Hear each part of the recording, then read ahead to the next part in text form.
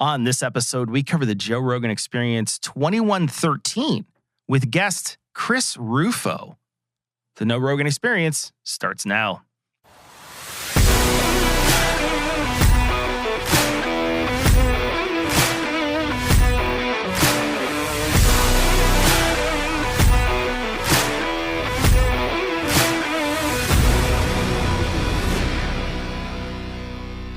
Welcome back to the show. It's a show where two podcasters with now 110 hours of Rogan experience get to know Joe Rogan.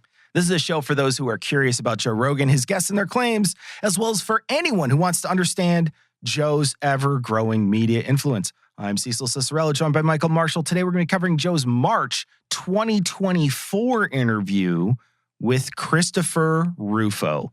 So how did Joe introduce Chris in the show notes? Yeah, according to the show notes, Christopher F. Rufo is a writer, filmmaker, activist, and senior fellow at the Manhattan Institute. He's also a contributing editor of City Journal, a distinguished fellow of Hillsdale College, and the founder of American Studio, a non-profit focused on the American experience. Huh. Okay, well, is there anything else we should know about? Yeah, I think there is. So despite what you can see in a lot of that particular description of the show in Joe's show notes, Rufo is a conservative activist who is deeply connected to a lot of very large and very well-funded right-wing influence organizations, essentially. So he used to be the visiting fellow at the Heritage Foundation, which uses its significant resources to push climate change denial, to oppose LGBTQ rights, to fight efforts to redress racism. They are the organization that published Project 2025, which has essentially had a guiding hand on most of Trump's second term so far. Rufo also used to be a director of some degree at the Discovery Institute, which is the creationist organization which tries to push anti-evolution positions into public schools. And when those overt creationist attempts failed because the public are just not interested in teaching the controversy around evolution anymore, the movement then started to look for other chinks in the armor of liberal education. And it settled on issues around race and gender and sexuality as these tension points that could be exploited. And we're going to see that in the show he does with Joe. In particular, Rufo, more than any other activist out there, was responsible for mainstreaming the relatively recent panic around critical race theory. If you remember the panic around critical race theory, no one talks about that anymore. But for a while, you couldn't really go anywhere online without encountering how CRT was indoctrinating our kids and undermining the fabric of American society. You don't particularly hear about it anymore. They exchanged it for a different acronym. Now it's DEI. Yeah, exactly. So it was CRT, now it's DEI. Yeah. Very, very much so. And all of that was completely deliberate. In fact, Rufo even admitted on Twitter that he was intentionally trying to tie CRT to whatever extreme positions he could, whether or not that was accurate or related to critical race theory at all. What he said was, quote, "We've successfully frozen their brand, critical race theory, into the public conversation and are steadily driving up negative perceptions. Will eventually turn it toxic as we put all of the various cultural insanities under that brand category. The goal is to have the public read something crazy in the newspaper and immediately think critical race theory. We have decodified the term and we will recodify it to annex the entire range of cultural constructions that are unpopular with Americans," unquote. So he was admitting very explicitly there, when he talks about critical race theory, he's not talking about real critical race theory. He's talking about anything he wants to put under that bucket in order to demonize it and scare the public.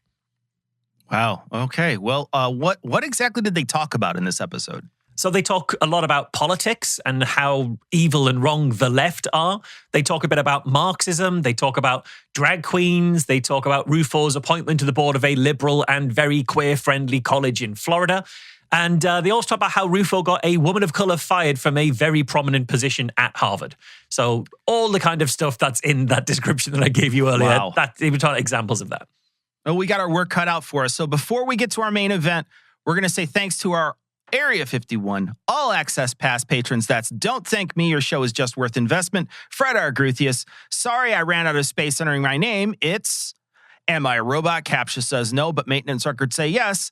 Blue Ridge True Crime Podcast, Chonky Cat in Chicago is giving free hugs, Grodius, the end of all things, 11 Gruthius, definitely not an AI overlord, Laura Williams, no, not that one, the other one, Stone Banana, Tax-Free Nuclear Beer Run, Darlene, Scott Laird, Stargazer 97, The Fallacious Trump Podcast, KTA, Slarty Bartfast, Lucy Cortez, Billionaire Oligarchs, and Mike Fish.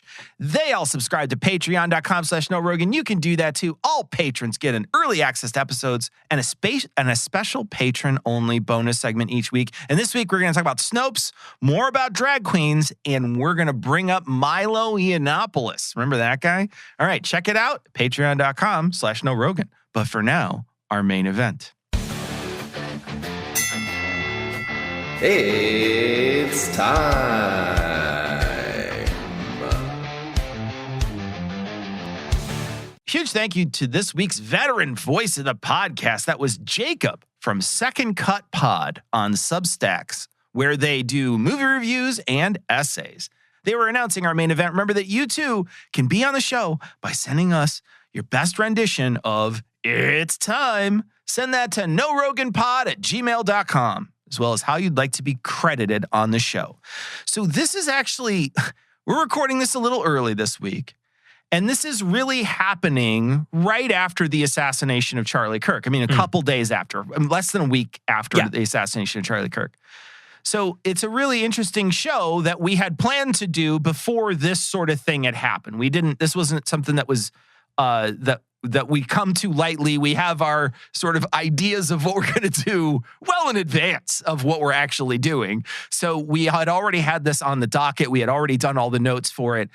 This sort of happened. And this is sort of a really interesting way to look at how people inflame each other on the political spectrum in our country. I think this is a really interesting way to look at something that's happening over a year ago and listening to the language of how they're using the certain people on the right are using it to inflame an already, I would say, very tenuous relationship between the right and the left in the United States. Yeah, absolutely. And in many ways, like I'd say Chris Rufo is in the same category of people, in the same kind of group of people as Charlie Kirk, in that he's one of these very vocal activist who's very savvy at using social media to push a version of his political enemies that could be defended by, so you could defend his interpretation by highlighting some of the things he's citing.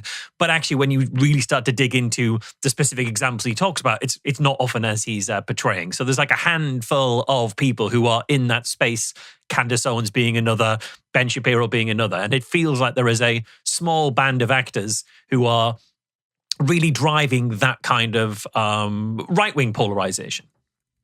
All right, so we're going to start early on talking about this is really sort of talking about drugs being legal and how that's a bad thing, and that sort of leads up into this particular clip. The big problem, though, is that the political left in the United States has lost a willingness and the capacity to say no. This is something we've all seen. You know, we're raised a generation of kids where, like, saying no and imposing limits is something that you can't do. It's this idea of liberating ourselves from all limits. But, you know, some limits are necessary. Some limits are important. And so I think we're starting to finally see the consequences of obliterating limits. And then now we're starting to say, you know, in a reasonable way, we should start reimposing some guardrails. Well, that's one of the things you find out when you're a parent. That seems counterintuitive. But one of the things you find out is that children are happier when you impose limitations on them, which sounds so crazy.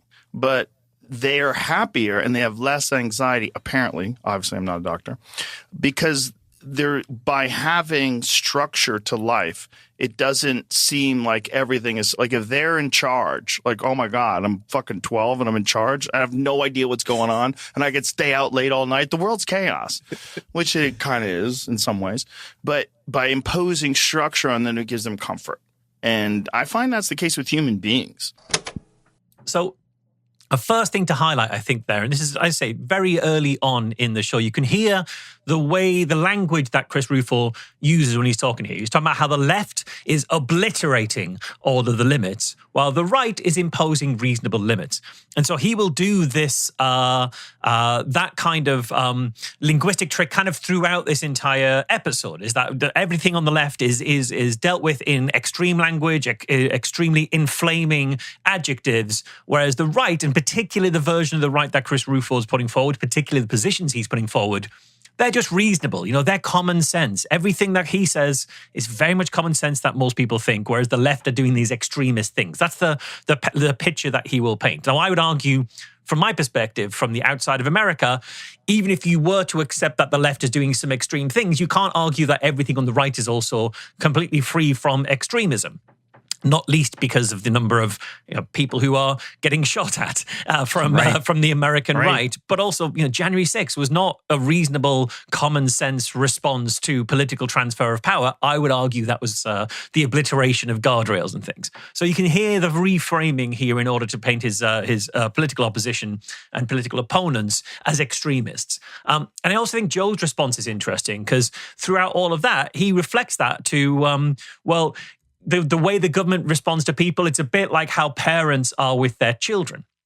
Like he's saying that the government should be in a position of imposing limits, imposing structure, like parents and children. Now, I don't think he would be remotely happy with the government acting as the parents of the people in any other situation. Yeah. But when we're talking about trying to curtail the excesses of the side of the political spectrum that he doesn't agree with, suddenly it's totally fine for the nanny state and big government to be the one putting you to bed and telling you your bedtime.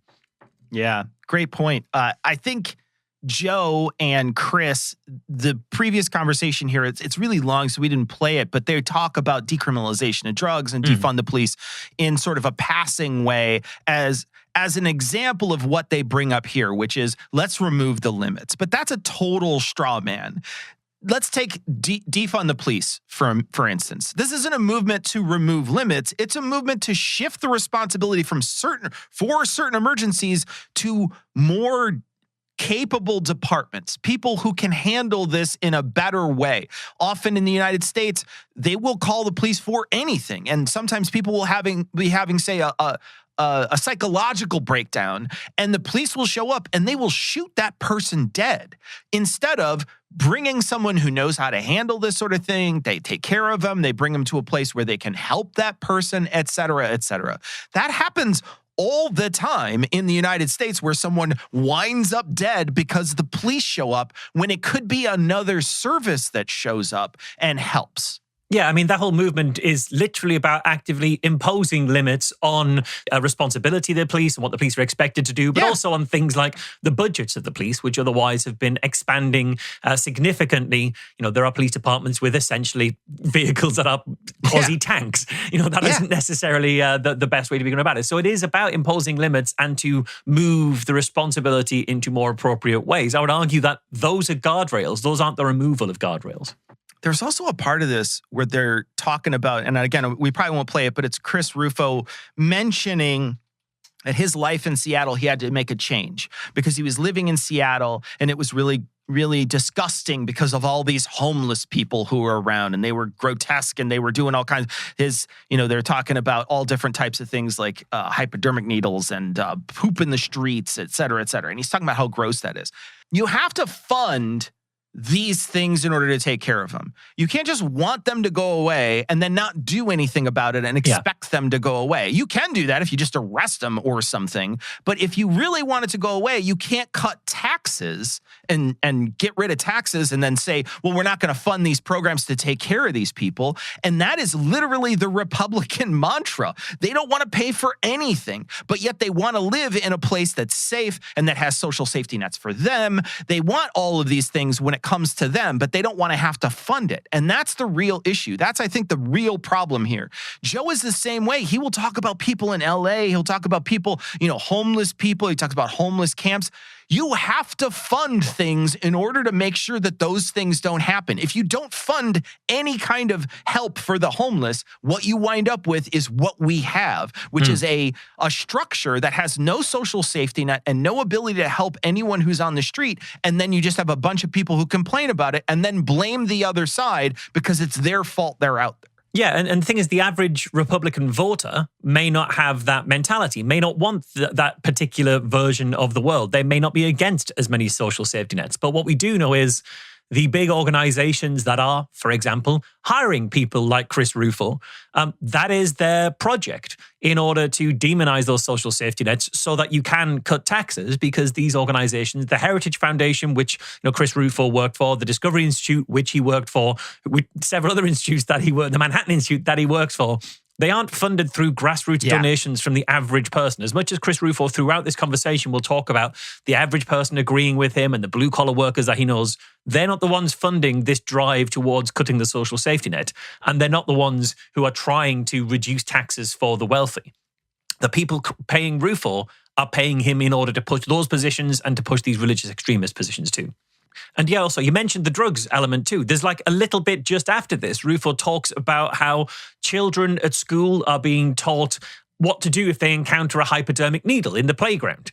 And he's saying, and this is terrible because the left would essentially, he's arguing the left would rather teach children how to deal safely with picking up a hypodermic needle than to stop the needle being there in the first place. And they're even talking about it in the framework of that this would offend intravenous drug users who we have to see as deprived and we have to be extremely compassionate and sympathetic for, to the point of putting our children at risk. That is the version of the world that he's putting forward. Now, obviously, I'd argue that is nonsense. There is no version, nobody out there is saying it's totally fine for your kids to be around hypodermic needles as long as we don't offend the drug users. That is not the position of the left or the position of anyone in America. What they are saying is, maybe it's not a bad thing to teach kids what not to do if they do encounter a hazard. Sure. So you do what you can to ensure that hazard isn't there, but you also teach kids what to do if they do come across the hazard, and then you're sort of tackling the problem from both ends. What Rufo wants to do is pretend that the only kind of action being taken is, kids, this is how you deal with needles because we're not going to do anything to stop the needles being there. That is not true. It's the demonization of the people he disagrees with. But also, what struck me listening to it back through, bear in mind this is in America, where kids at school are routinely taught what to do if a mass shooter breaks into a school and starts shooting. Rufo at no point raises that as an example of kids being taught how to deal with a situation that no one is doing anything to prevent in the first place. He's totally fine with that because the prevention methods there would start to be looking at gun control, and those are some of the issues that he is paid to muddy the water on. So this next clip, they're going to talk about a phrase that they're going to bring up multiple times called minor attracted persons.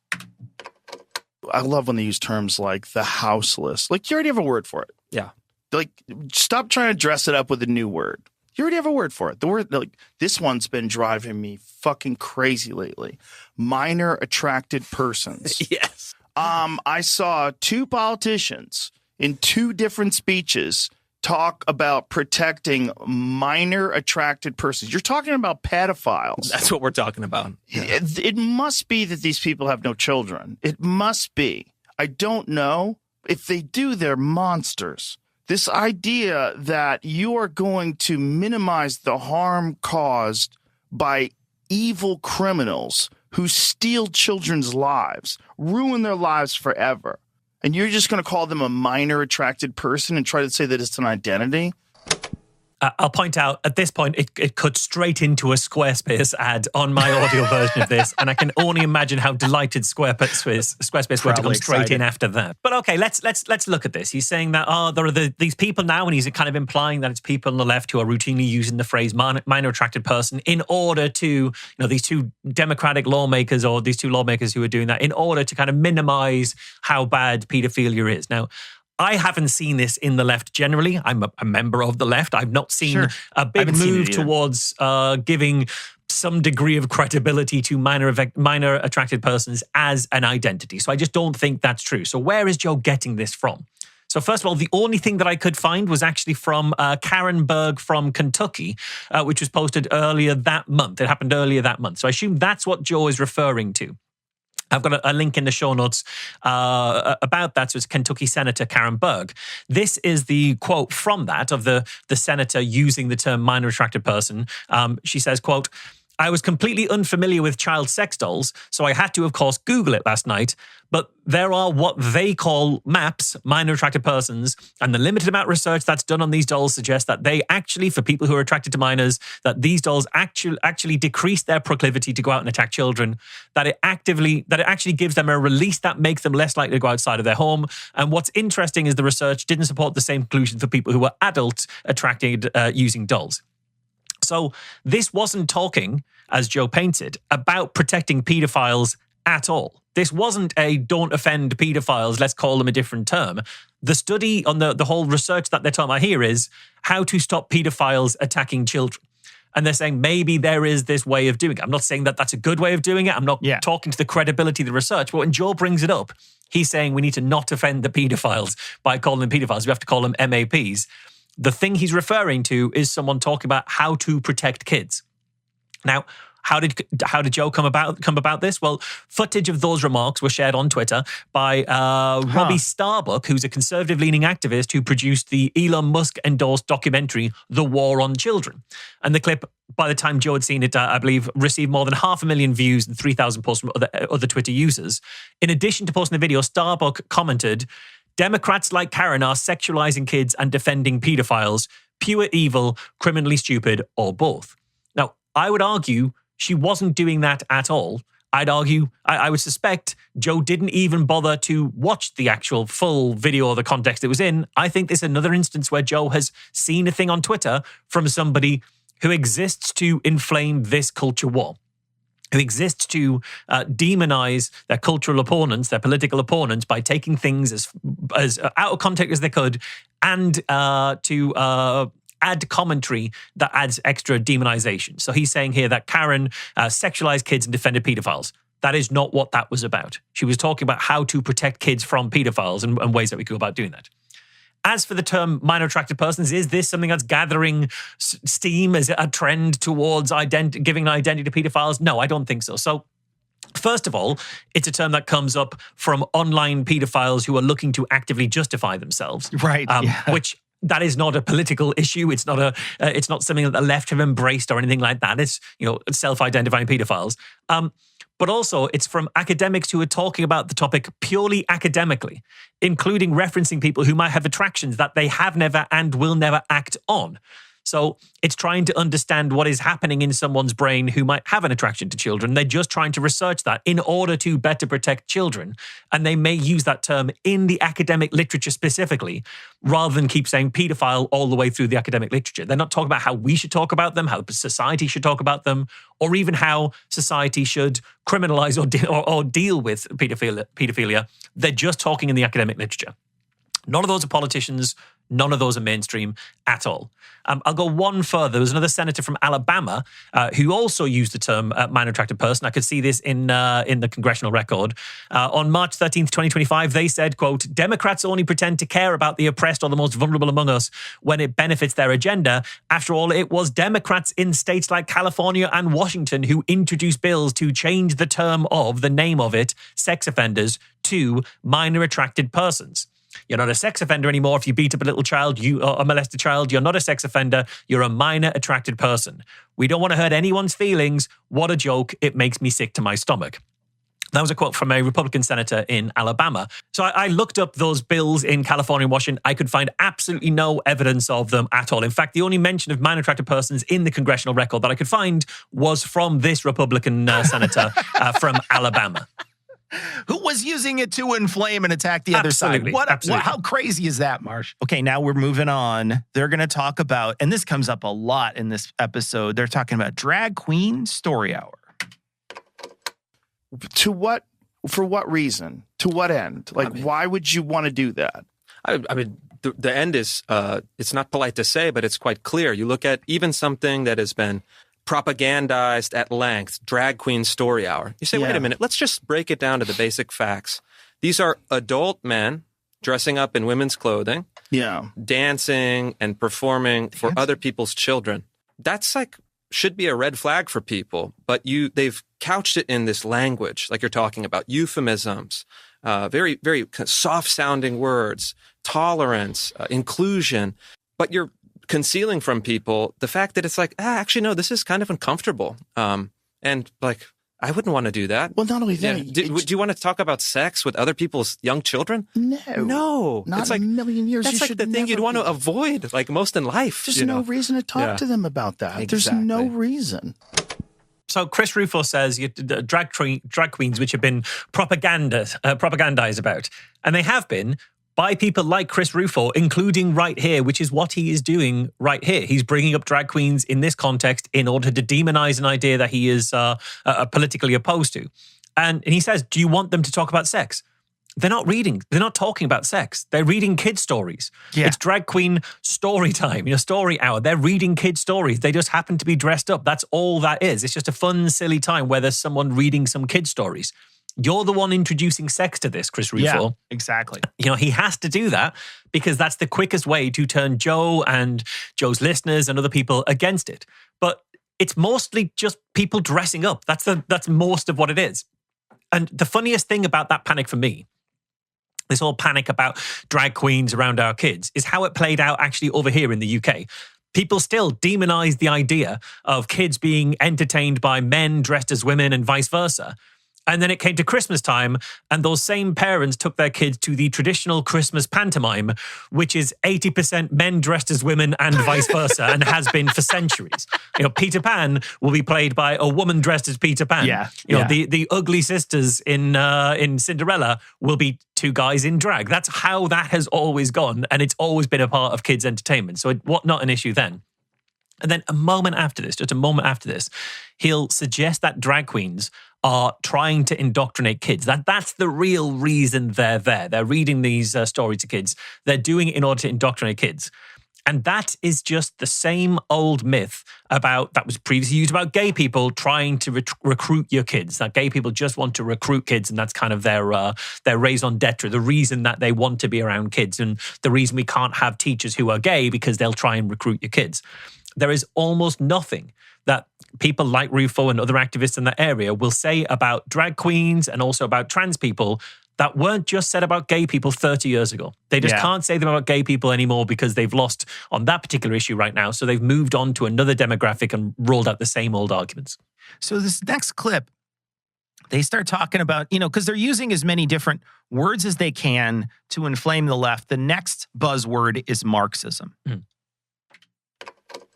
When I was in my 20s, I traveled through a lot of the former Soviet Union socialist republics. So Kazakhstan, Kyrgyzstan, Central Asia, and Mongolia and other countries that had been ruled by the Soviets. And what happened, and I think there is of course, with caveats in a much lighter way here, is you have an ideology that seeks conquest. It generates failure, and then it seeks more conquest. And so when you travel through those countries, it is the most depressing, gray, dismal, haunted kind of places you can be. It's these Soviet block housing. It has enormous rates of alcoholism. You see people strewn on the road, freezing to death in the winters. There's no economic productivity. There's no culture. The Soviets had evaporated their religions and all of their old customs. And so you have human beings that have been totally extracted from any of their cultural traditions. They've been totally annihilated as far as their economic possibilities, but you still have 3, 4, 5 million people, and it's what happens when your society is devoured by ideology. And so the ideology that we're seeing in American institutions is, of course, different. We're blessed with this country to have a much more robust system and history, but it's functionally the same. And so, just to point out, Chris Rufo is exactly 1 year younger than me. So he said he was traveling around these former Soviet bloc states in his 20s. Well, his 20s were from 2004 to 2013. So depending when on his 20s he was doing this little tour through some of those places, we're not talking about fall of the Soviet bloc territory. We're talking essentially in the timeline of my podcasting career. I've been doing podcasts since 2009. So part of his 20s, as was mine, in that kind of era. So he's talking like he's got first-hand experience of what the Soviet Union and soon after the Soviet Union was like. But he wasn't 20 until 13 years after the Soviet Union fell. The Soviet Union fell when he was 7. I don't think a vacation that he took at some point in his 20s is going to give him the kind of deep cultural insight that he's claiming to have here as he's talking to Joe. This isn't his back. It's not like he did a lot of study in this area. It's not like he's qualified or has a degree in the history of the former Soviet bloc. He's talking about he went on holiday to some of those places. And he's named some of those places and saying, they've been extracted from their cultural identity. Now, I would argue if you go to some of the places that were in the former Soviet bloc, places like I've been to the Czech Republic, which was part of the Soviet bloc, it still has a very clear cultural identity. People aren't extracted from their cultural identity. So I think he's playing a game there in order to try and say that people's culture is being taken away from them. And you've got to wonder, why is he saying that to Joe Rogan? And what else have we heard people saying to Joe Rogan about, you've got to be worried that the Marxists are coming to take your culture away and replace it with something? I think that's what he's leaning into. But let's take him at his word. He was in Kazakhstan, for example, in his 20s, and that's when he saw this kind of horrible economic, people who were annihilated in terms of economic possibilities. Well, what was happening in Kazakhstan during that time? Well, Kazakhstan was ruled from 1990 to 2019. He gave us Kazakhstan as an example. For nearly 30 years, it was ruled by the same guy, a guy called Nursultan Nazarbayev. They ruled by decree. He kept changing the constitution to expand his powers and remove his term limits. So that is hardly a Marxist or communist approach to governance there. Yeah. But even so, under Nazarbayev's rule, Kazakhstan experienced substantial economic growth driven by high oil prices and market-oriented reforms. And his policies focused on modernizing infrastructure and attracting foreign investment and positioning Kazakhstan as an economic hub in Central Asia. That is a quote from, I think, the Wikipedia page for Kazakhstan. So is it true that Kazakhstan, the place that he specifically mentions having been during that time, was a place where it's annihilated its culture and was had zero economic possibilities? I don't think so. I think he's just trying to paint a picture that he has no real expertise or insight into in order to push a political agenda. He's talking about he's going to a place where communism collapsed. Well, look, I'm not suggesting that communism is the right thing, but that'd be like going to Detroit and saying manufacturing things is evil. Just look around Detroit. Look at how destroyed this place is. Look at how destitute this place is. They had a manufacturing base. Look at what it did to the United States. That's the same thing. You're looking at some place that failed and then recovered. So we can't look at something, and it failed at this point. If he's let's just give him the benefit of the doubt and say he was 21. If it's 2005 when he's traveling around there, the communism had failed at that point for over 10 years. So he's looking at a society that their economic system collapsed over 10 years prior, and he's making judgments about how bad that system was. Next bit here, he's going to be talking a little bit about reform in this next clip. And here's my number one beef with this. All this effort to do that, all this effort to let people out of jail, no cash bail.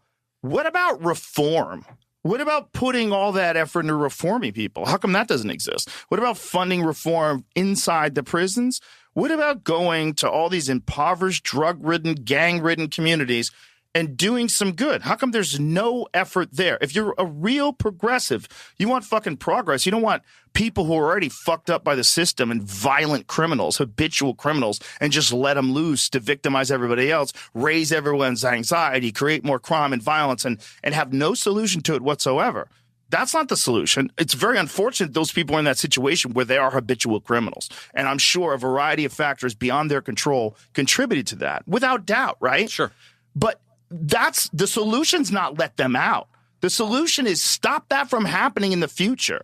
And there's no effort whatsoever put on that. There's no conscious thought of like, how do we get at the beginning of this?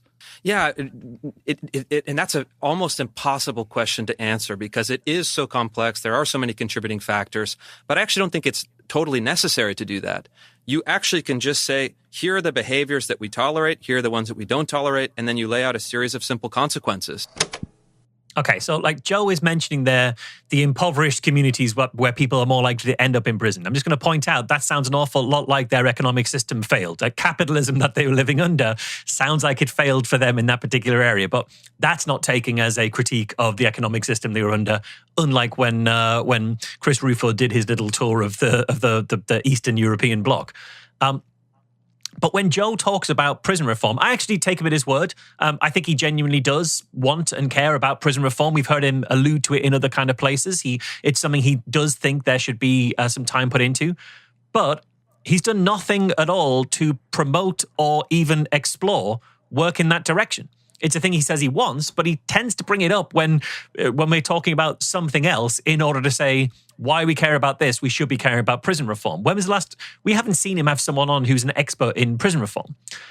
He says there's no effort in that area. Well, that's not the case. It's just that you're not spending any time looking for or listening to the people who are making those efforts. Instead, you're interviewing Chris Rufo. That's how Joe is kind of doing this. And it just makes me a little sad because think of how big Joe's platform is, and then imagine what a platform of that size could achieve if he did actually speak to people who are pushing for prison reform, if he talked about the actual complexity of the situation, the economics of incarceration, the cycle of imprisonment, the impact of poverty into it all. He could genuinely make a big difference to it all because this is a cause he claims to care about, but instead he's interviewing propagandists who use prisoners and prisons as pawns in a culture war. Because Rufo's agenda here absolutely is not prison reform. Everyone he's ever worked from the Heritage Foundation to the Discovery Institute and people in between, pushed the policies that would actively make the prison system more punitive and more discriminatory. He even says so in this interview there. He's saying, we just have to say, here's what we tolerate, here's what we don't, and here are the consequences. That is, tough on crime, essentially, is all he's got on this. That is not prison reform. And I'll link in the show notes. The Heritage Foundation published a report on incarceration, denying that mass incarceration is even a problem and saying that the criminal justice system is in no way racist at all. And those are the ones who wrote Project 2025, who are now reshaping the criminal justice system in America. Joe is creating a huge straw man here by saying that the progressives really don't care about all this stuff. They just want to let people out of jail and they don't want to fund anything and they don't want to look at any of the underlying problems. That's just a total lie. The defund the police movement is a perfect example of this. The defund the police movement didn't say just take that money and do nothing with it. They said defund the police, take away from our law enforcement the people who come with guns and use that as a hammer and every problem is a nail. Instead, they said, hey, why don't we just try to see if we can manipulate some of these funds to maybe fund other places that might be able to respond to some of these emergencies differently and maybe help people in a better way, in a more holistic way, instead of just suggesting that these people can handle every problem. And they moved. If you look at how the funding was spent, they took that money and they said, okay, well, we're going to do other types of responders, and they spent that money in different ways. Yeah. So he's just lying and saying that they don't want to help these people and they don't want to spend the money to try to fix these problems. Of course they do. The people who hold the purse strings and who vote differently every time to cut those purse strings, those are the ones who don't want to help anybody. He's also talking about the prison system here and how we need to invest in, make sure that these people come out. How do you think you do that in a for-profit system? Yeah. We've been selling our prison system to for-profit providers all across the country. Do you think that there's somehow money in there that they can just give out and be like, oh, we're going to try to make it so these people don't come back? Do you think that's a good business model for them? Of course they want those people to come back. They want those people to fill up the beds. They have no interest whatsoever in reforming anyone. Also, he's talking about people being let out of jail. And he's talking about how there's these Soros-funded DAs and they're doing these heinous crimes and they're letting people out of jail. Well, look, defunding the police has nothing to do with a DA letting people out of jail. That has nothing. Those two things aren't even the same. I mean, in some ways, defunding the police, they still caught the person. It's not, you defunded the police and they still accomplished their job. Yeah. That has nothing to do at all with the DA. And this whole conversation that's being played out, it's all around defund the police. It's all around that same idea.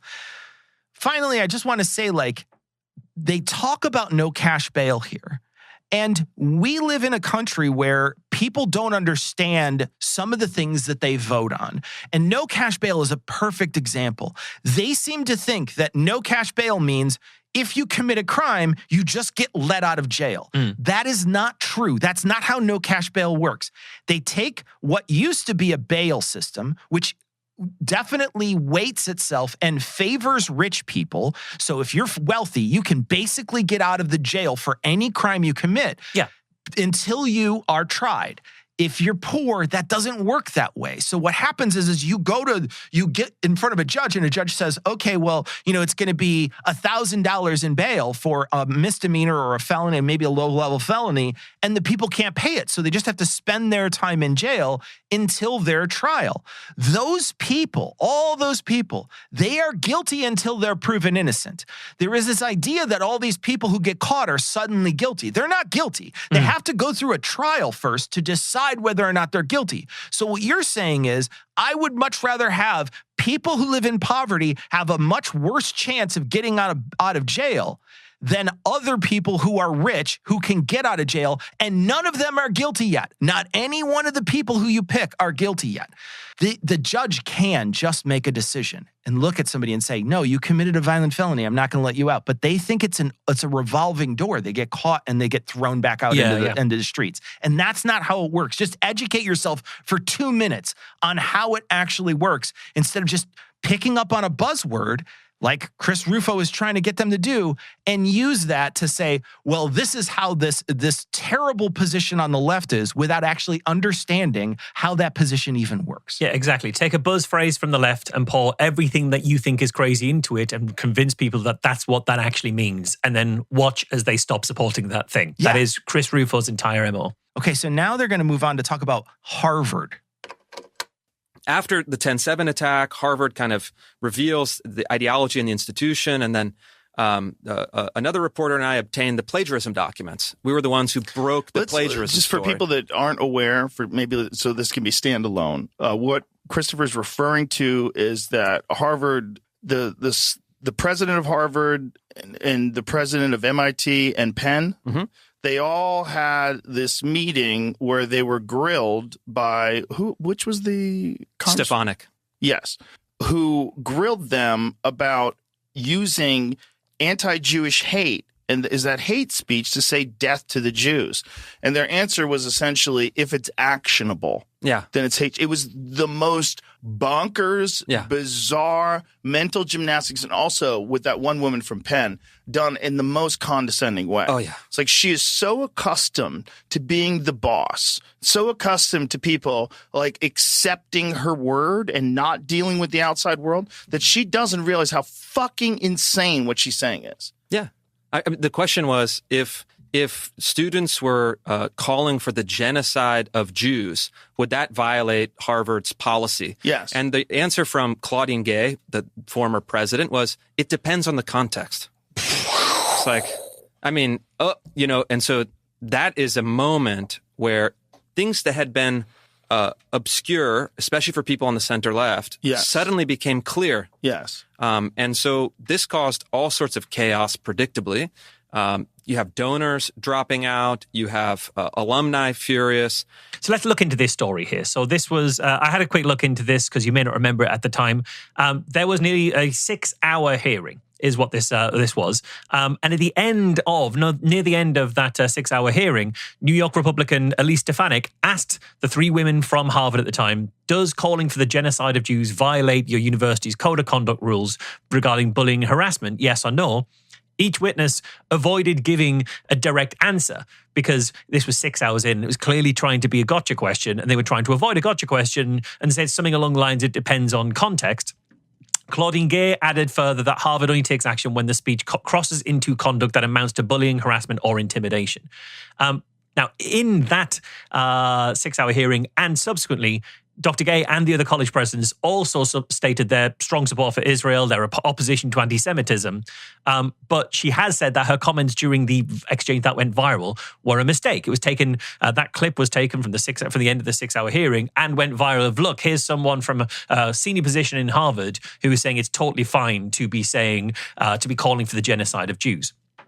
What Claudine Gay said about it was, what I should have had the president of mind to do in that moment was return to my guiding truth, which is that calls for violence against our Jewish community and threats to our Jewish students have no place at Harvard and will never go unchallenged.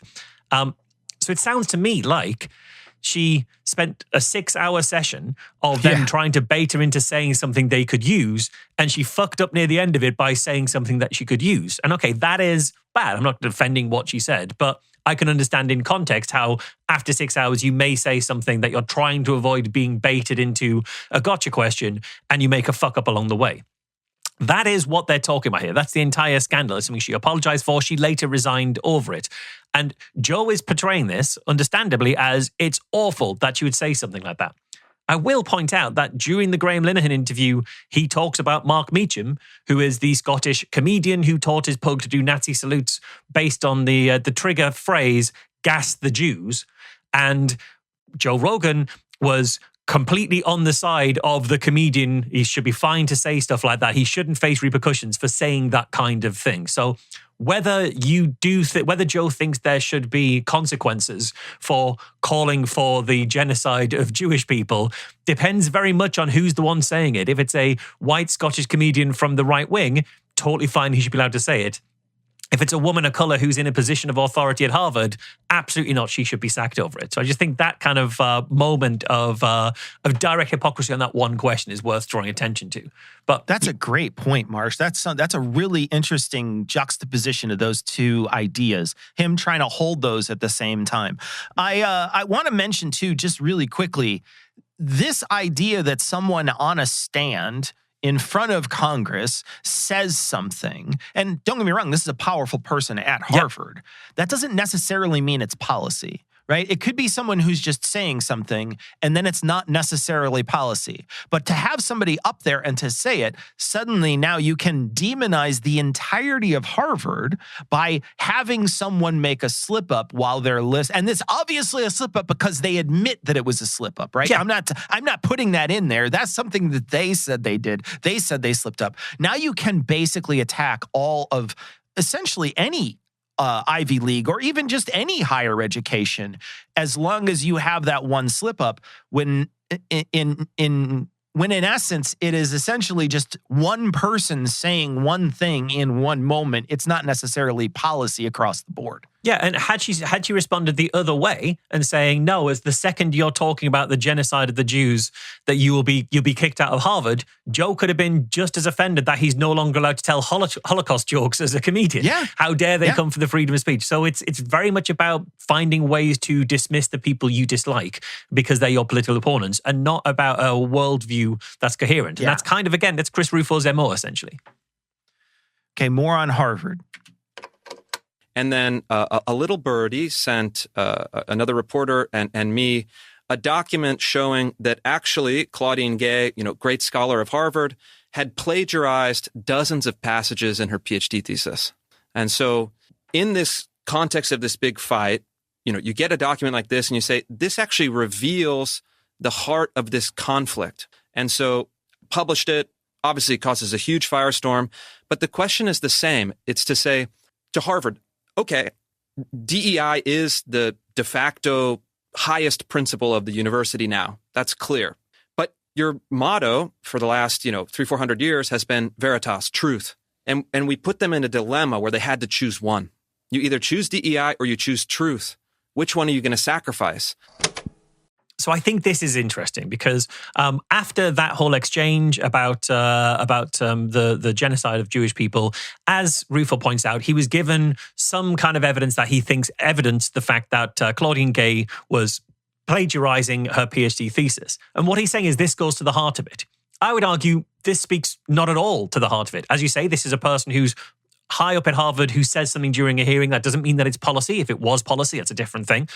You could say that she herself might have views in this area that you don't agree with. That's perfectly fine. But Chris Rufo is saying that she's only there because of DEI, because she is the first black female president of Harvard. So this is DEI versus truth. I would argue it's nothing to do with DEI at all because I think she was appointed on merit.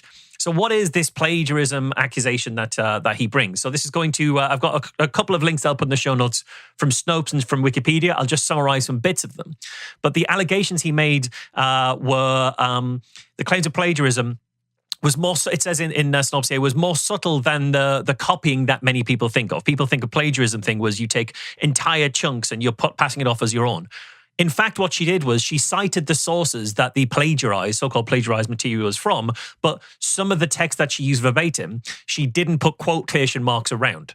Some of them she did, but from the same source, she included other sentences that she neglected to put quotation marks around, even though she said in the references, this is the source for those kind of claims. Goes on here, according to an article in the Harvard Crimson, Harvard students' newspaper, the inquiry was requested by Gay herself. She requested an inquiry into her work. And what I found is while there was a few instances of inadequate citations, the mishaps didn't meet Harvard standards for research misconduct. It also mentions that many of the academics that Claudine Gay supposedly plagiarized didn't think she'd done anything wrong. So she's got sections of her thesis that quote other people. Those people say, I don't think she's plagiarized me here. This isn't plagiarism. That's their work they're talking about. But instead, Claudine Gay did resign after all. And Rufo explained afterwards that the campaign to force Gay to resign was highly coordinated and organized, and that he planned to smuggle the plagiarism story into the media apparatus from the left, which legitimizes the narrative to center-left actors who have the power to topple Gay. So Rufo is saying very specifically here, his plan was to make her resign, to find something he could use to give to the left so that the left would come for this particular person. That is what's going on here. That is part of his whole project here, is to try and topple someone who is a powerful woman of color, in a position at a fairly left-leaning university, and he was finding what he could in order to bring her down. And in the end, she's the one who called for an inquiry into it. The inquiry found she had nothing to answer, but she still resigned because of the coordinated campaign that Rufo himself admits. It was a highly coordinated campaign against her. That is what he's talking about to Joe Rogan here. Okay, so this next bit, this one's talking about ratings and rage bait. And so this stuff is like, it's rage bait for the right. It drives headlines, it drives outrage, it drives, some kind of momentum. Ratings. But what it's not driving, unfortunately, is a substantive pushback, legal, administrative, policy, and as far as kind of deeper cultural changes. But I'm very concerned because these are just these gambits where they make. And once they stick, then you're in. It's very hard to roll back. Look at the military. You have all of these, men masquerading as women that are now suddenly elevated in the military hierarchy. This is not trivial. We're the most powerful military in the world. We maintain, kind of international peace. Yeah. And it's like now the highest concern is trans? No. I don't think that this is how we should be making decisions. And I don't think that we should be submitting to the original lie. You should never submit to the original lie, because if you do, you can never successfully push back again. So I think he's right here that this is rage bait for the right. That's what he admits that this is. It's just rage bait for the right that will drive ratings. I mean, his career is built on rage bait for the right that drives ratings. That's why he has a massive Twitter following. That's why he's able to be cited in various newspaper reports. It's why he's able to topple the president of Harvard, because he finds things that are rage bait for the right, and in particular the one for Harvard finds ways to smuggle that into the left to become rage bait for the left as well. Yeah. But his reason for bringing that up in particular is to say it's only rage bait, but it doesn't achieve anything from a policy or cultural change. This is only last year. Imagine pretending that you want people to think that you think that there were no policy or cultural changes due to the demonization of critical race theory, DEI, wokeness, or anything like that. I would argue a large part of the political landscape, not just of your country, but of my country as well, has been driven by the policy and cultural changes that are prefaced on and built on the foundations of, I would argue, disingenuous stories like this from bad actors who admit that what they're trying to do is highly organized, highly coordinated attacks in order to bring down the things that they dislike. Like, even in this bit of this one clip, he goes straight from saying that to saying that now the highest concern in the military is to make sure there's trans people involved. As if that is genuinely reflective of anything at all. That all these, he says, all of these men are suddenly these men dressed as women. Now, I don't think there's a great deal of trans people in the military. I think there are trans people in the military, but I don't think the military is suddenly like overrun by people identifying as trans. And it certainly isn't the highest concern of the American military. You know, a military that up until only recently, you weren't allowed to admit that you were gay and allowed to be in, and maybe even now, again, I'm not sure. It's just a lie to say that that is now the highest concern of the American military. And it's a lie from a propagandist in order to push a very specific political opinion because he's trying to do rage bait from the right that he can use for cultural and policy change. He will even admit that in this interview. And Joe could push back. But even as Rufo says here, you should never submit to the original lie, because if you can do, you can never successfully push back again. Joe doesn't push back on any of this original stuff. And so he will never successfully be able to push back in any of this conversation against what Rufo's saying and doing. And you get a chance to see Rufo doing, I think, a really great job of flicking all the perfect switches on Joe, which is like trans issues. And then he starts talking about the military and talking about how we need to protect ourselves. So he's feeding into all the traits that Joe constantly talks about on his show. It could be almost every other show. He has to bring up trans issues on almost every show.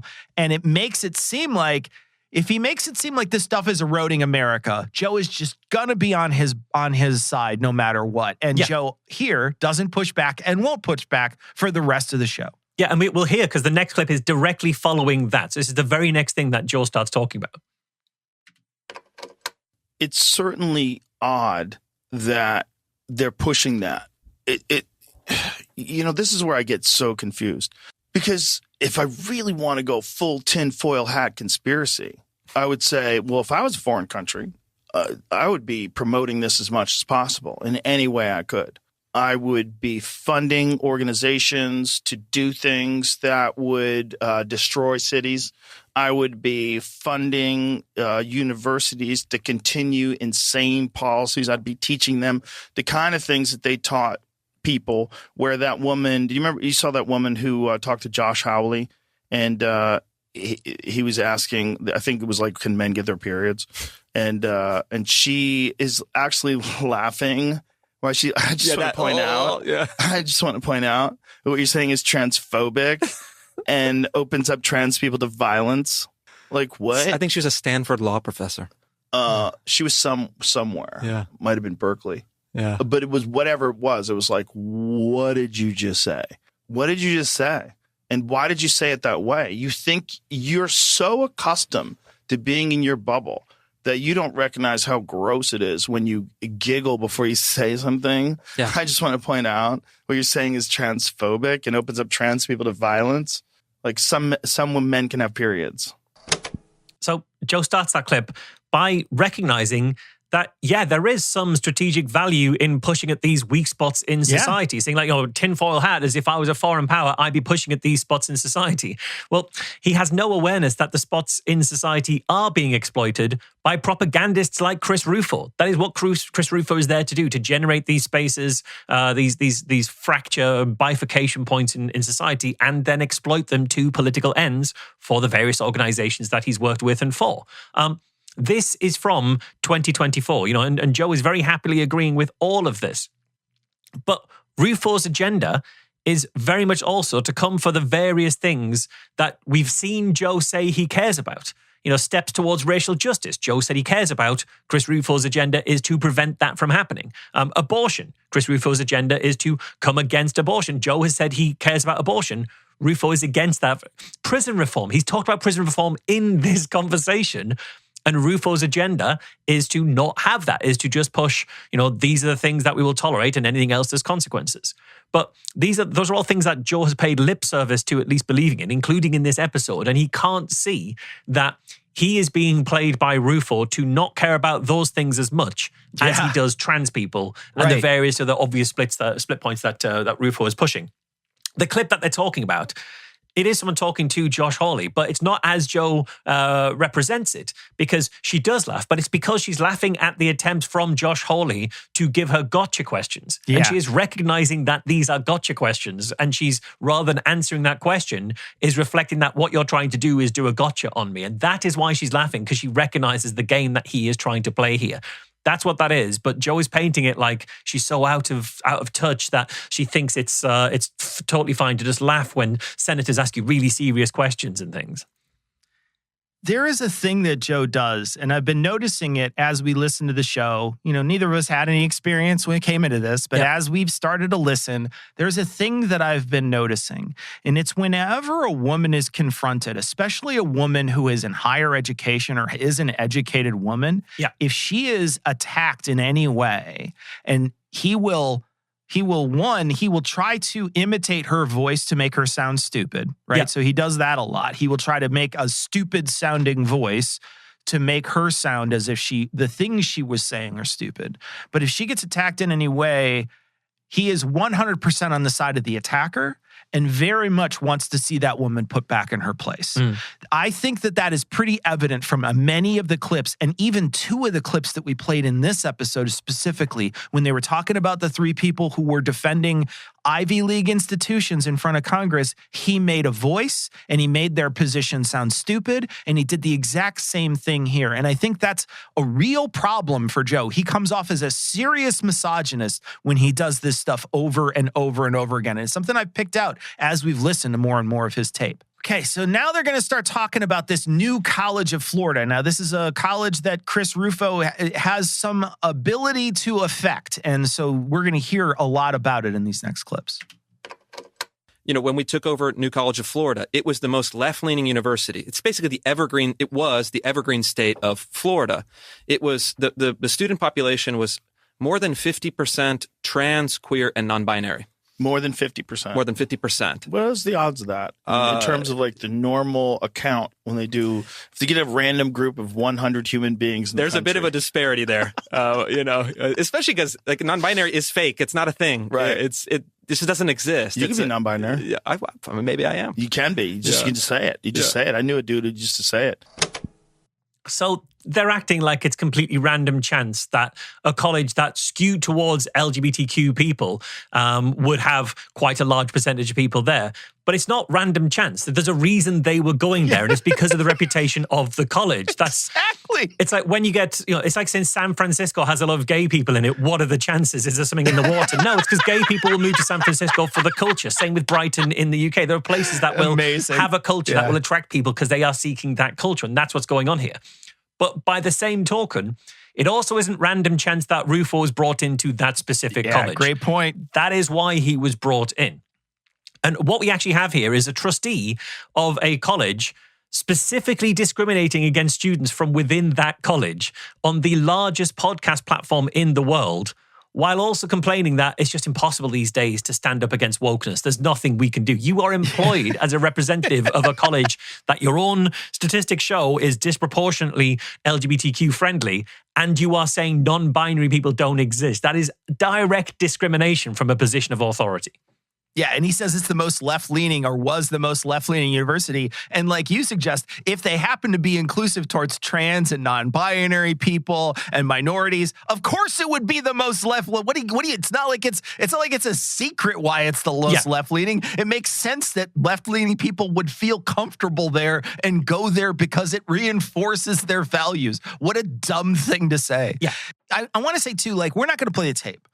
But Joe, after this, he starts saying, well, if you're non-binary, if you're a non-binary person, you could just, say that you're a non-binary person, and you can basically pick up women by lying about your gender identity. And if you pick up these women and they eventually find out, they won't respect you anymore. And it's like, that's because you're a liar, you dumbass. Of course they wouldn't respect you anymore. But he almost makes it seem like the women are at fault for not respecting you anymore because you lied about your gender identity. Well, do you know what? I think he's actually fucked up because it's Chris Rufo saying non-binary doesn't exist. I think Joe has computed that in his head to bisexual. Because what he says is, I had a friend who lied about doing that, but you just say you're non-binary, but you date only women. And I think what he means is bisexual. You say you're bisexual, but you only ever date women. And then when they find out you're not bisexual, they lose respect for you. And that's kind of discriminatory. I think he's making a mistake between non-binary and bisexual. You might be right. That's what I think is going on. You might be right. And also, just for fun, consider this flip for just a moment, okay? Imagine this was the left-wing trustee of a university that went on a very large left-wing podcast and directly, explicitly discriminated against, for example, Christian students, something that right-wing causes care about an awful lot, and said, well, the thing about Christianity is it's stupid and all the Christian students are really stupid. The students at my university who are Christian are really stupid. If he said something like that, right? Instead of hearing this clip for the first time on this show, you'd have heard it played on Fox News on a loop for months while Chris Rufo called on them to resign. And, we know that's true because that's exactly what he did with the Harvard president who said that one thing about genocide of Jewish people. That's exactly what he was doing here. All right, so now they're going to talk about gays against groomers and the Don't Say Gay bill.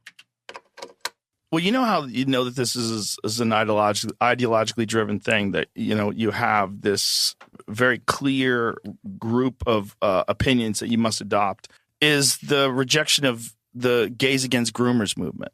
Right. Because they attack those people mercilessly. It's like, no, like, we are just homosexual men, and we don't think that indoctrinating children the way you're doing is right. It's not right. Like, what you're doing is fucked up. You're not supposed to be teaching kids about blowjobs when they're 6. Yeah. They don't need to know about sucking dick when they're 6. That's nuts. And anybody that wants to put that in schools and put these blatantly pornographic. And then here's the thing. This one drove me bananas when they said the Don't Say Gay, that it's Don't Say Gay law. And everybody kept repeating it. All these liberals that I know kept repeating it. It says the Don't Say Gay law. Nowhere in that law does it say Don't Say Gay. Right. That's not what it's about. It's about and it's a very specific age group. It's about introducing sexually explicit books to kids that are a certain age. And they're calling it the Don't Say Gay law. And I'm going to say it. I'm going to say gay, gay, gay. Yeah, wow. Yay! Yeah. You deserve a prize. Yeah. Again, older women, no kids, liberal, right? Yeah. But that's not what the law said. But for low information viewers of The View or listeners of MSNBC and the people that kept repeating that, the Don't Say Gay law over and over, they're like, wow, you hear what they're doing in Florida?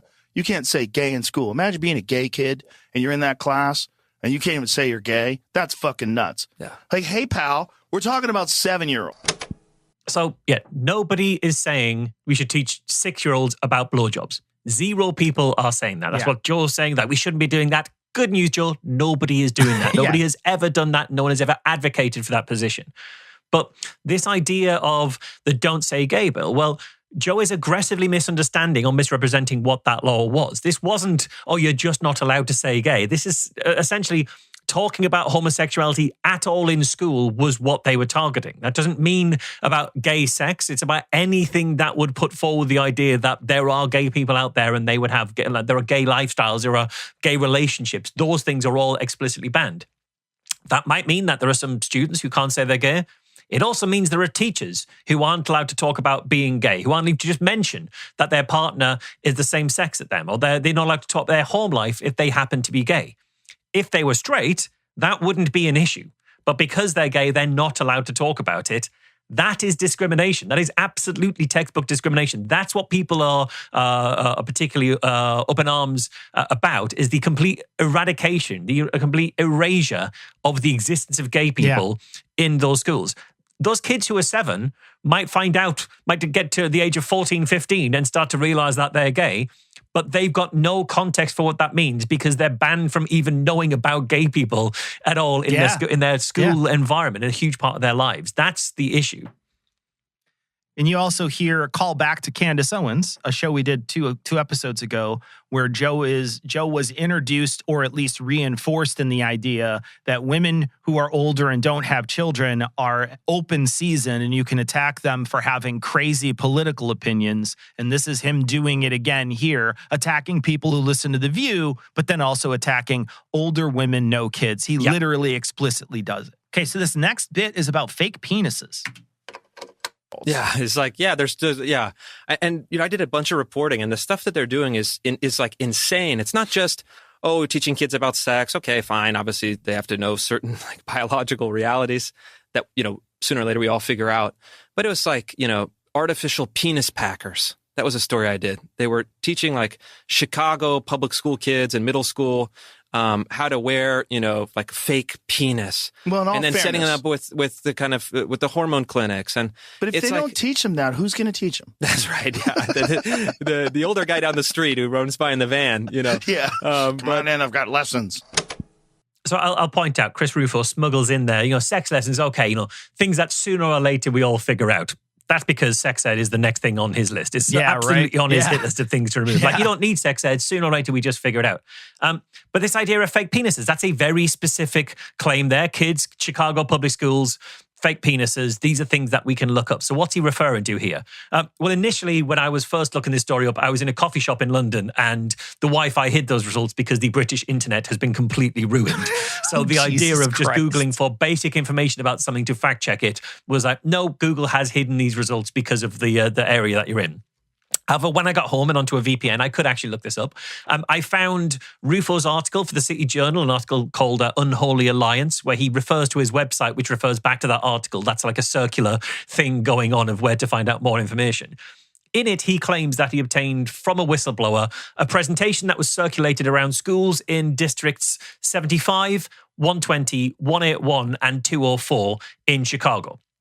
So this particular presentation went to all the schools in those different districts. And he links to the presentations that he found for 2 of those districts, districts 181 and district 204. He doesn't link to any presentation for 75 or 120 for those particular districts, despite the fact in his article what he says is, quote, at the end of the Beyond Binary presentation circulated to teachers in districts 75 and district 120, the hospital recommended a binder exchange program to assist teenage girls in binding their breasts, a kid-friendly website for gender-affirming gear which sells items such as artificial penis packers and male-to-female trans mask pumps, and an LGBTQ-friendly sex shop for teens that sells a range of dildos, vibrators, harnesses, anal toys, trans-friendly toys, and kink and BDSM equipment.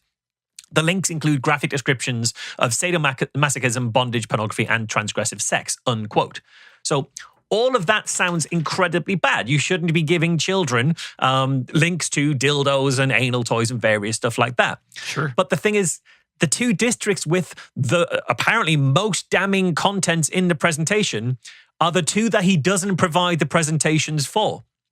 So the whistleblower has given him this presentation. He's definitely seen it, and he's linked other presentations, but not the 2 he says were the worst. So why would it be that the presentations with the most damning content are the ones that he doesn't provide as evidence?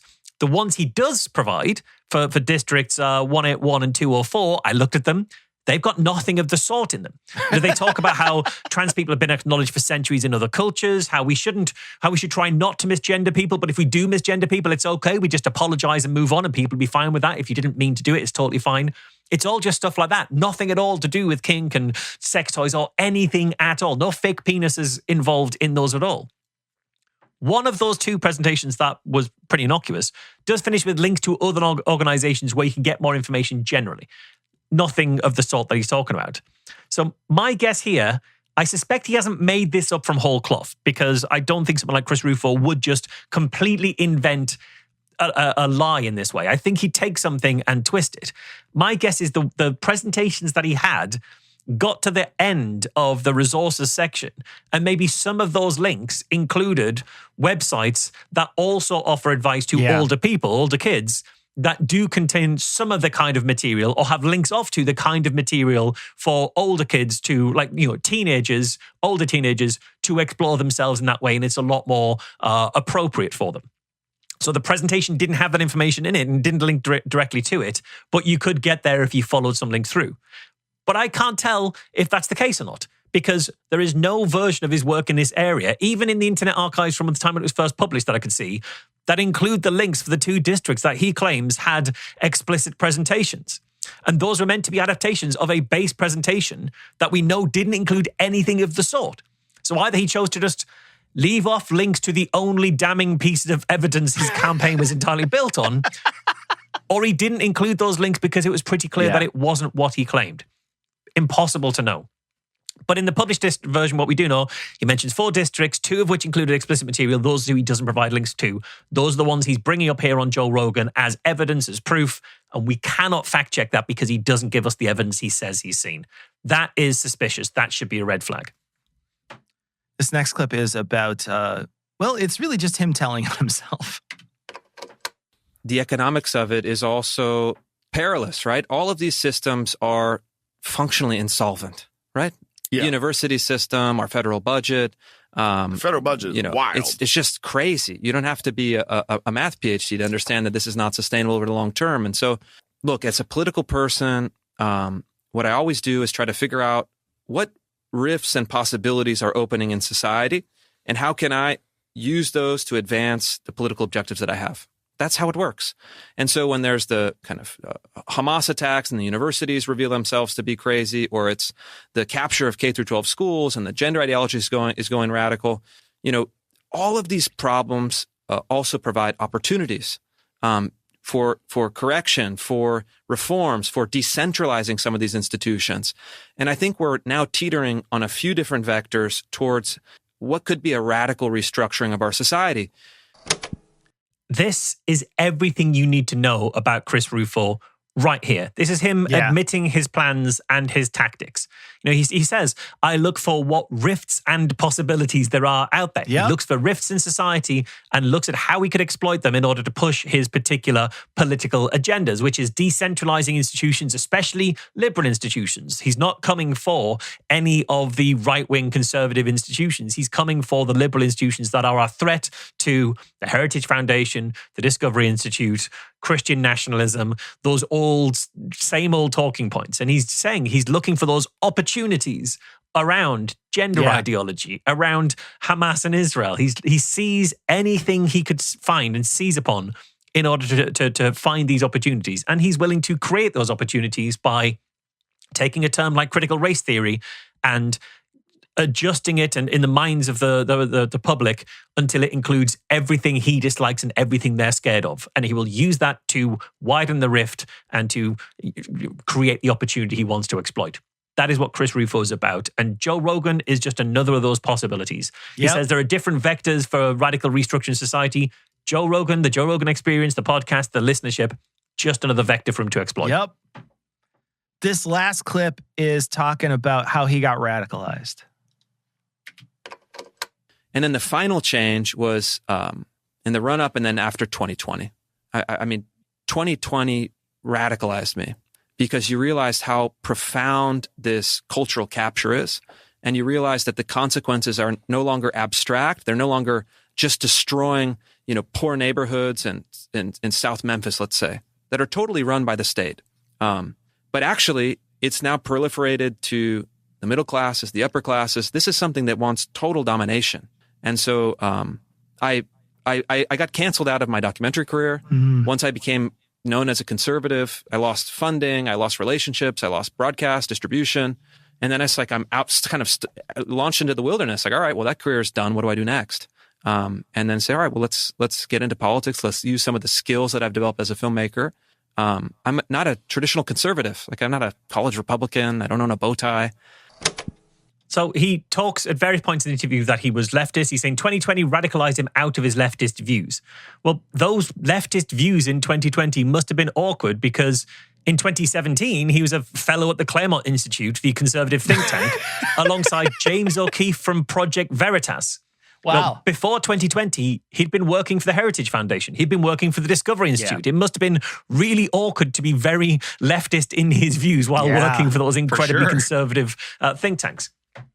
Here is a quote from the New York Magazine about Chris Rufo that I think explains it quite well. He's a product of the right-wing movement that has formed countless others from the same mold. A documentary filmmaker who graduated from Georgetown University School of Foreign Service, Rufo possesses an impeccable conservative pedigree. Fellowships with unclear purviews litter his resume. A former visiting fellow for domestic policy studies at the Heritage Foundation, Rufo was once also a Lincoln Fellow at the Claremont Institute alongside James O'Keefe of Project Veritas. Later, he worked for a little-known Christian think tank based in Seattle called the Discovery Institute, where he frequently wrote on the subject of homelessness. So that is kind of the New Yorker magazine talking about Rufo's credentials there. And also he says, 2020, he decided to get into politics. He said that in the clip right there. And so in 2020, I decided, what do I do now? Now I can't be a documentary maker. Let's get into politics. Well, is that true? Well, no. In fact, Rufo once tried to sue the city of Seattle in 2017 over its high earner income tax, but he didn't make enough of himself to be impacted by it at the time, but he was trying to sort of get rid of the income tax. And then in 2018, he ran a brief blink and you miss it campaign for Seattle City Council. So he was involved in politics before 2020.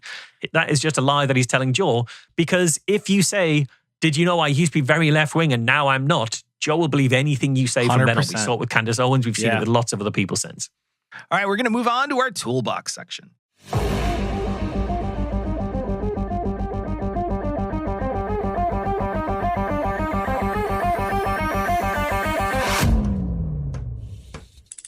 Wow. So that's the tool bag? And something just fell out of the tool bag? Okay, so Marsh, this time we're doing argument ad populum. Yeah, so this is also known as the argument from popularity. And the argument roughly goes along the lines of, well, a lot of people think this, so it must be true because that many people can't be wrong. And we're not going to do a straight version of the argument for popularity. We're actually going to go for a bit of a twist version, a slightly sneakier version of it that Rufo employs constantly throughout this whole conversation, where he is assuring Joe that actually most people agree with me on these positions, even if they're too scared to say so. So it's essentially the argument from the hypothetical popularity. He's the voice of the common sense, the silent majority. You won't hear them saying that because they daren't say it, but I'm willing to say it, and I know most people agree with me. But the thing is, lots of people can believe something that isn't true, and that's even just assuming that we accept you at your word, that lots of people even agree with you in the first place when we have no evidence of that, because those silent people aren't telling us what they really think. And what they really think is, you're great, Chris Rufo. So yeah, that is the version of the argument we're going to see throughout here. All right, let's get it started. Here's the first clip. Yeah. It's a very strange thing where logic has just been blown by the wayside because the very people that are in charge of disseminating education and challenging young minds have completely abandoned that task and are now wholesale focused on promoting this ideology that must be adhered to. And none of these people exist that are teaching these things. None of these people exist in the world that we're currently existing in, which is the outside of university world. These people exist in this bizarre world where they get indoctrinated and educated, and then they indoctrinate more and educate more, and they stay in this system. And they're not out there in the world. They're just not. But that raises the question. But they don't speak for us. They don't agree with us, and yet they're ruling the institutions that are educating our children, that are forming the values, that are creating the very vocabulary that we use. So Joe and Chris both at this stage are doing this thing of like, these people aren't like us. Everyone else knows what's true. We're the common sense alternative. We are the voice of the silent masses. And just assuming that everybody disagrees with the things that they also disagree with. But that's just a position that they're claiming in order to make their ideas seem way more popular and way more common sense than they actually are.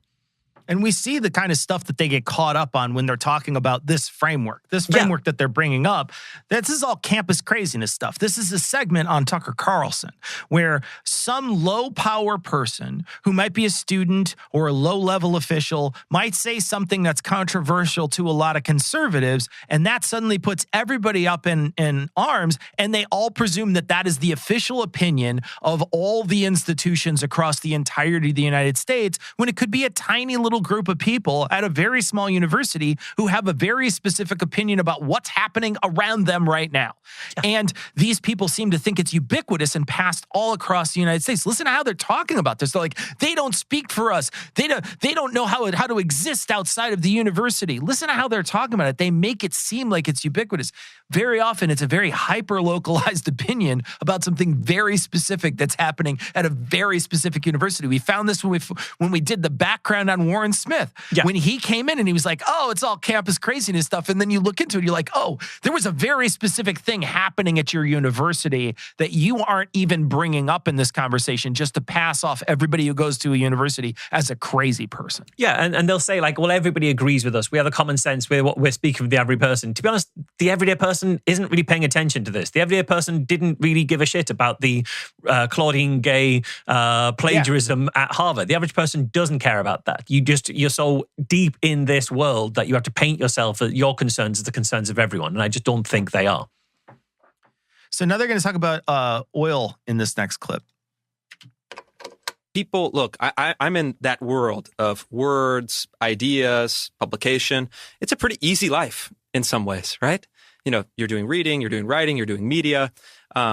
But I have a lot of friends that are, live in my small town that do actual hard work. You know, they're working in the oil business. They're working on commercial plumbing. They're working in actual real things that we depend on, but we take for granted. Right. And those things are actually hard. Super fucking hard. Super hard. It takes a ton of dedication, a ton of skill. And it's the reason that those of us who are privileged enough, in the real sense of the word, can do what we do. We depend on this entire infrastructure of the actual physical world. And so I get endlessly frustrated with people who have these ban oil. Oh, ban oil? Our whole society collapses instantly. Yeah. Everything that you do vanishes in 10 seconds. And so it's like we've created people with not only no connection to the real world around them, but they have no connection to their own nature as human beings. I mean, these are people that don't know what it means to be human. They're just kind of symbols of ideology. They're like, you look at those videos and you're like, these are not people who are making even conscious decisions. These are kind of puppets as part of some agenda, as part of some mimetic ideology that is nihilistic at its heart. And that's where I think we're going. If you hate your traditions, you hate your history, you hate your economy, you hate your own skin color, you have no sense of values. Okay, so the organization is called Just Stop Oil, not Ban Oil. Yeah. And they want to phase it out as a form of energy, not remove it from our society completely, because oil contributes all kinds of different things to our society, not just fuel. It is many different things. It creates a lot of different plastics that we use. So they're not saying remove it from your life entirely. They're saying, hey, let's stop using it as a fuel so that we can maybe cut down the carbon that we're shooting into the atmosphere and maybe burning the planet. Can we maybe think about doing that? Instead, they start to call these people inhuman because they oppose banning fossil fuels. That person's inhuman? I mean, it doesn't even make any sense what he's saying, but he is using words that are really, I mean, it's a really vicious thing to say about someone who opposes what you think. Yeah, absolutely. Just listening to dehumanizing the people he disagrees with. And the thing is, once you do that, don't worry, they're not real people. They're symbols, they're avatars, they're not really, they're puppets, they're nihilistic. Well, once you start painting the people who disagree with you as that, what does that mean? Well, it means if they're not real people, then the consequences aren't real. That's how you inflame violence. It's how you inflame further division. That's how you get to where American and even British culture are right now. So it's really dangerous. I agree. And he also uses this line at the end. He's like, if you hate your traditions, you hate your history, you hate your economy, you hate your own skin color, you have no sense of values. I would say if you look back on your culture's history and you think everything you ever did was right, then you have no sense of values. You have to be able to look back and be able to think, maybe we made mistakes in the past. If you think everything you did in the past was a good thing, I would say that you're the one who doesn't have any sense of history. Yeah, I agree. And so why is this an example of the this twisted argument ad populum? Well, think about what he's saying here. The people who want to stop climate change, they've got no connection to the real world. Unlike, Chris, who assures us he's got all of these blue-collar friends who represent the real people, and they all agree with him. So, Chris's positions, they must be really grassroots and they must be really realistic because of all the very real people he's told us about that he definitely knows that definitely agree with him. Except if we want to really talk about what most people think, there's a 2024 paper from Science Advances that found 59,000 people sampled across 63 countries. And of them, 86% of people agree that climate change is real and that it's a serious threat. 72% support policies that tackle climate change. I guess none of those 59,000 people were in the handful of hypothetical working class people in the small town that Chris Rufo knows who agree with him. And I also imagine none of them were inside of the well-financed climate change denying organizations placed at the Heritage Foundation who employ Rufo to deny climate change and push back against the measures. All right, this last clip is talking about being wealthy. If it's not already. Again, people are scared to speak out. You talk to folks that are, I used to have this idea that, there's the concept of fuck you money. Once you have a certain kind of net worth, you're untouchable. You're kind of immune to social consequences. You can do whatever you want. That's not even true. I talk to a lot of folks of considerable means, and not all of them, but many of them are also scared because there's status and prestige concerns, family concerns, business concerns. And so it really is up and down the line. People are scared to speak. They're scared to tell the truth. And because there are real social consequences for doing so. So it's interesting, he talks to a lot of people who've got a lot of money. And, honestly, guys, they're just as scared as you are. They're just like you. And Chris Rufo's just like you too. We're all the same. We're against those nasty people. But even the very rich people, they're just totally scared and things. They're always just normal people. What he's trying to do here is trying to paint the concerns of the people who pay him as the concerns of the everyday person. But they're not. The concerns of the people who pay him, the Heritage Foundation, the Discovery Institute, the various different kind of institutions like that, those concerns are, we can't be doing things about climate change because we don't believe that it's real. We've got to be demonizing trans people. We've got to be pushing back against LGBTQ people. We've got to be pushing back against any efforts to redress racism because those things threaten our bottom line and threaten the culture of Christian nationalism we want to push in this country. Those aren't popular positions, but Chris Rufo, by doing this for the rich people are just like you guys, he's trying to push their ideas and their concerns and their fears as common sense things that are just the same as what everyone else agrees with, and that's just not the case. I'm reminded of a movie, it's called Starship Troopers, and at the end, one of the guys walks up who has like psychic powers and he touches one of these bugs and he screams, it's afraid. And like, that's sort of the victory for human beings because they're afraid. And I just think there should be a remake with Peter Thiel coming out and someone touching Peter Thiel and be like, it's afraid, everybody, it's afraid. I'll tell you, billionaires should feel more afraid. What he's suggesting is that if you have a lot of money, you can literally have no consequences for your actions. And it's wrong that they do have to face consequences for their actions. How dare we impose on these very rich people consequences for their actions? That's appalling. That's what he's saying in this clip. Yeah, and I think there's actually something even more beyond that as well, because I listened to the show that we're going to cover next week where Joe is interviewed by Lex Fridman. That's what we're going to do next week. And in that interview, which precedes this interview by a few years, Joe talks about how he responds to cancel culture is, well, once you got fuck you money, you're fine. So I think Chris Rufo has done research on Joe Rogan, and that fuck you money idea is Joe's idea that Chris Rufo is saying, I used to believe in this thing like fuck you money, but not even fuck you money will protect you anymore. They'll still come for you. So you need to be scared. You need to get on board with this agenda. You need to follow my propaganda because even your money won't insulate you from the consequences of what I'm saying. So I think that's him doing a bit of research there. Cecil, hey, bro, but think you're smart. And I'm the last person that thinks I'm smart. Trust me.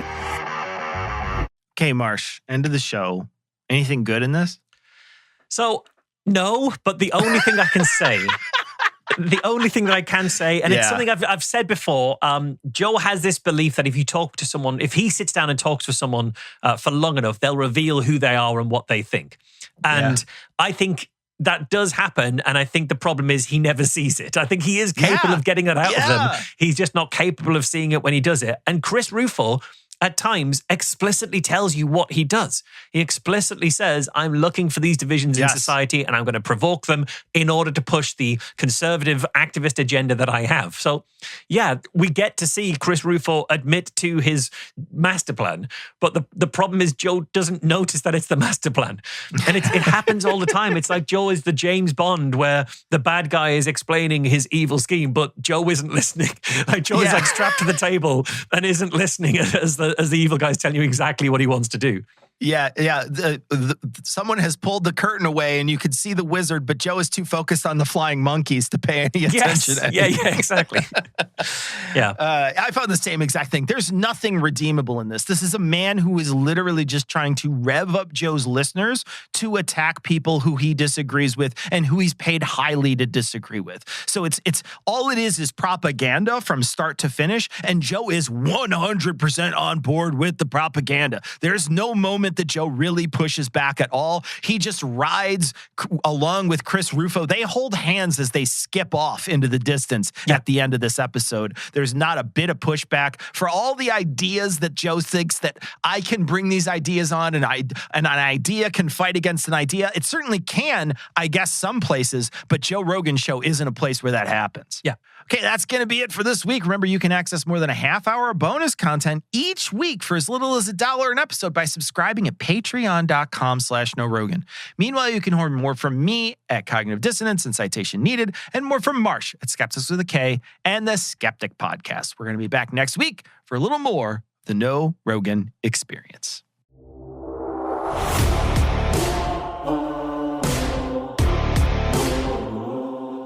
If you love the show, please rate and share it. If you want to get in touch with us, become a patron, or check out the show notes, go to norogan.com, KNOWROGAN.com.